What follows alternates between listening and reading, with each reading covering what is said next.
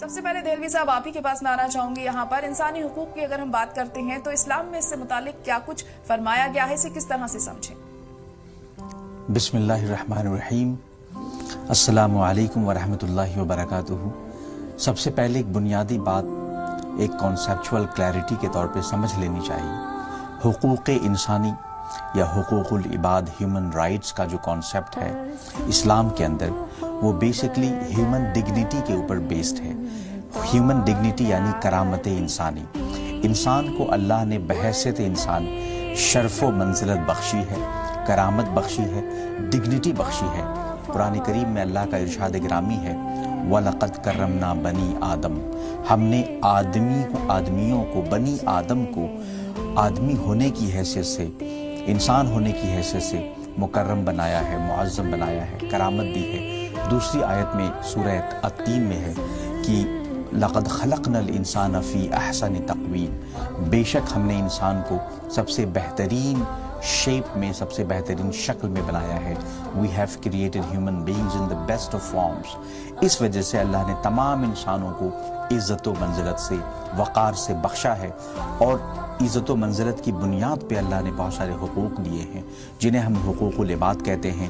اور اگر آپ اسلام کے احکامات کو کیٹیگرائز کریں تو 90% 90% ہمیں حقوق العباد ملتے ہیں اور صرف 10% ہمیں حقوق اللہ ملتے ہیں. اسی لیے کہا جاتا ہے کہ حقوق اللہ بھی اسی وقت کام آئیں گے جب ہم حقوق العباد پورے کر رہے ہوں گے. حقوق اللہ بھی مبنی ہے, بنیاد اس کی حقوق العباد پر ہی ہے, انسانی حقوق پر ہی ہے. اور انسانی حقوق ہر گوشے میں, ہر زاویے میں ہے. مینس رائٹس ہیں, ویمنس رائٹس ہیں, چلڈرنس رائٹس ہیں, نیبرس رائٹس ہیں, رشتہ داروں کے رائٹس ہیں, پڑوسیوں کے حقوق ہیں, میاں بیوی کے حقوق ہیں, والدین کے حقوق ہیں, حتیٰ کہ ان اولاد کے بھی حقوق ہیں جو ابھی پیدا نہیں ہوئے ہیں, ان کے بھی حقوق ہیں, جو پیدا ہو گئے ہیں ان کے بھی حقوق ہیں. تو یہ تمام حقوق کا احاطہ کرتا ہے اسلام. جی بالکل. رت میں ان دونوں ہی جگہوں پر ہمیں اس کا صلہ ملے گا. جو بھی ہمارے حقوق ہوتے ہیں انہیں صحیح طریقے سے ہمیں نبھانا چاہیے, لیکن اس کے لیے ضروری ہے کہ ہمیں سمجھیں کہ ہم کس طریقے سے ہمیں اس کو عملی جامہ پہنانا ہے. دہلوی صاحب آپ اس پر کیا کہیں گے؟ بہت سے لوگ ہوتے ہیں یا ہمیں بھی بہت سی چیزیں نہیں پتہ ہوتی ہیں, اس کے لیے ہمیں کیا کچھ پڑھنا چاہیے اور کس طریقے سے ہم یہ پتہ کر سکیں کہ ہم کیسے اپنے حقوق کو صحیح طریقے سے ادا کر سکتے ہیں؟ بہت اچھا سوال کیا آپ نے. ہمیں بسا اوقات نہیں معلوم ہوتا ہے کہ کون سے حقوق ہم پر واجب ہیں اور ان کی ذمہ داریاں, ان کو کیسے ہم بجا لائیں. در حقیقت کچھ حقوق تو ایسے ہیں جن کو ہم نے بالکل ہی چھوڑ دیا ہے. ان میں سے ایک ہے چلڈرنس رائٹس, بچوں کے حقوق, جو سماجی طور پہ, معاشرتی طور پہ سب کی ذمہ داری ہے. ہمارے گھروں میں جو بچے ہوتے ہیں, ہماری سوسائٹی میں جو بچے ہیں, ان کے بہت سارے حقوق ہوتے ہیں. وہ مسجدوں میں آتے ہیں خاص طور پہ رمضان کے ایام میں, اور جس طریقے سے انہیں سائیڈ لائن کر دیا جاتا ہے, یہ بہت افسوس کی بات ہے. میں ایک واقعہ بتانا چاہوں گا. دیکھیے, سیرت رسول صلی اللہ علیہ وسلم سے ہمیں سیکھنے کی ضرورت ہے. اس سے بہتر کوئی طریقہ نہیں ہے کہ ہم حقوق اطفال, چلڈرنس رائٹس اور دیگر حقوق کو کیسے سیکھیں, سمجھیں اور انہیں بجا لائیں.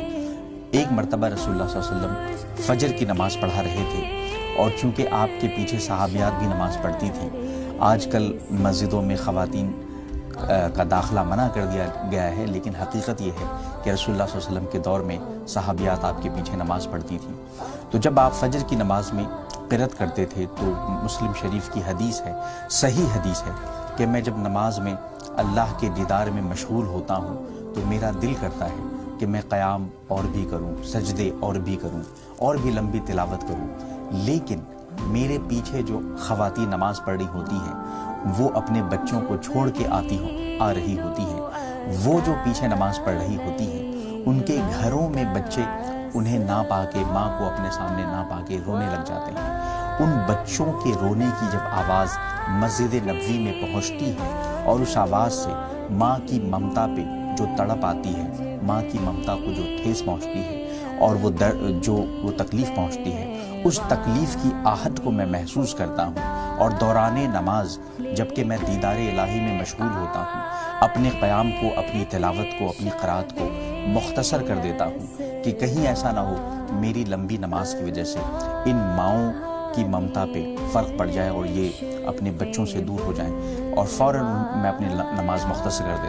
تو یہ سمجھنے کی ضرورت ہے کہ حقوق اطفال چلڈرنس رائٹس دوران نماز بھی رسول اللہ صلی اللہ علیہ وسلم بچوں کے حقوق کا خیال کر رہے ہیں.